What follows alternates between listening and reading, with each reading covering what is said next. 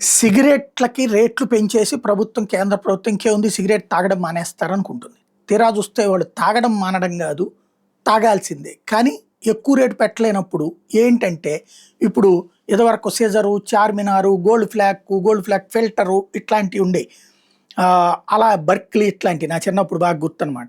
మొదట్లో మా నాన్నగారు తాగేవాళ్ళు. తర్వాత ఇదొచ్చి పసరు పెరిగిపోయి, ఆ తర్వాత అది కాస్త గ్యాస్ అయ్యి గుండెకి దెబ్బతింటుందన్న తర్వాత చాలా ఏళ్ళ తర్వాత ఆగారనమాట. వరుసపెట్టి హాస్పిటల్ పాలయ్యారు. అందుకని బాగా గుర్తనమాట.